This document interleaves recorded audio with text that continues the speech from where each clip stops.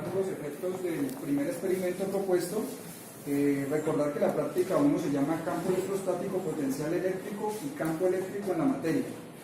Básicamente tenemos un circuito como el que se ve en el tablero. Es un circuito resistivo y para esta primera etapa lo que vamos a hacer es hacer unos cálculos teóricos. Vamos a simular ese circuito y vamos a tomar los valores en la práctica para encontrar las diferencias y el porqué de las diferencias. Entonces, lo primero que se hizo fue aquí, como se puede ver, se trajeron los cálculos utilizando la teoría.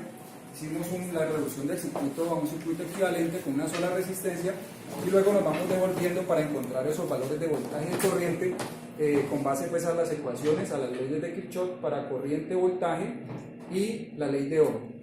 Entonces, en este momento ya tenemos los valores aquí condensados y lo que hacemos es hacer el montaje de las resistencias. Aplicamos 10 voltios de entrada y vamos a medir, por favor, lo que es en la resistencia que hemos denominado resistencia 1 y resistencia 2 para que miremos el efecto de los cambios y nos quede como esa parte. No vamos a ir a todas las resistencias para que este video no se haga muy extenso. Entonces, miremos primero el voltaje de entrada en el tester.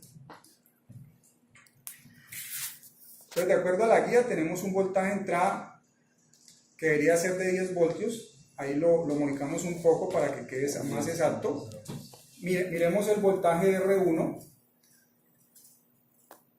que es de 0,97. De acuerdo a los cálculos nos dio 0,99. Eso todo lo vamos registrando en una tabla. Y miremos el voltaje de R2, que es de 8,99. De acuerdo a los cálculos, pues nos dio 9 voltios. Entonces seguimos registrando y por favor miremos allí en el simulador.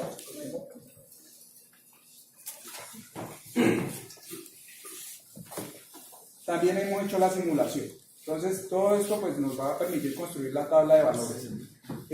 Ahora lo que nos sugiere la guía es que hagamos una entrada de voltaje, pero ya no con voltaje constante de esta fuente DC, sino que lo hagamos con un generador de señales y que probemos con una señal sinusoidal. Entonces, coloquemos por favor al circuito la señal.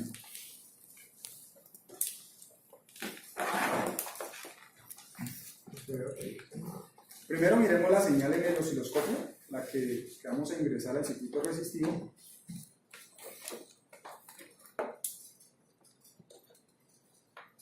Ahí la tenemos. Lo primero que hicimos en esta práctica fue que los estudiantes hicieron uso de la fuente del generador y del osciloscopio, aprendieron a manejar las escalas para poder ver los efectos. Entonces, ahora sí conectémosla al circuito.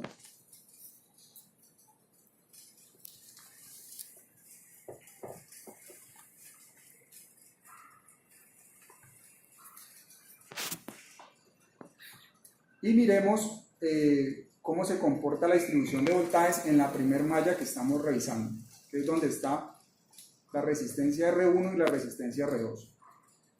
Entonces, primero miremos el voltaje de R1, que es esta de acá. Miremos aquí.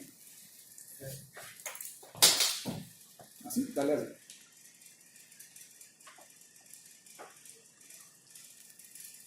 Ahí lo tenemos. Y en el osciloscopio me dice que en este momento allí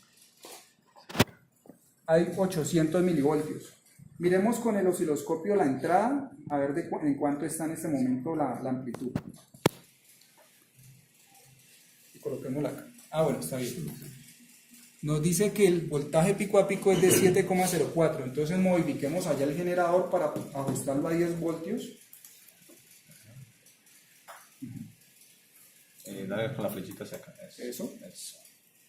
Más. 10:30.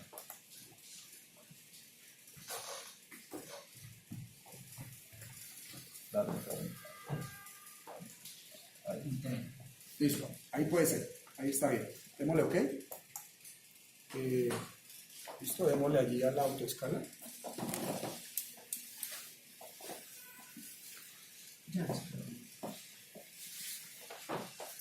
Listo.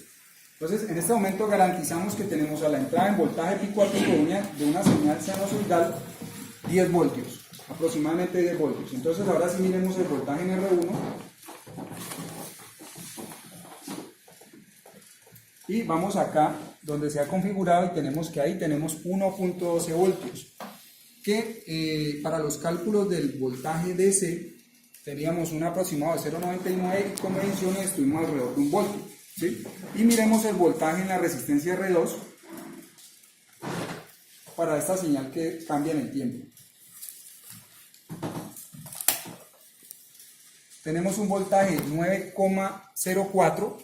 En cálculos para la señal DC teníamos 9 voltios y lo que logramos comprobar con este ejercicio es que los circuitos resistivos no tienen cambios en el comportamiento frente a señales que cambian en el tiempo, como es el caso de la señal sinusoidal. Entonces, esta era una de las partes que queríamos comprobar y lo otro pues es lo que hemos hecho de registrar todos estos valores para que los estudiantes hagan los análisis y miren el porqué de las diferencias entre lo teórico, lo práctico y los valores simulados.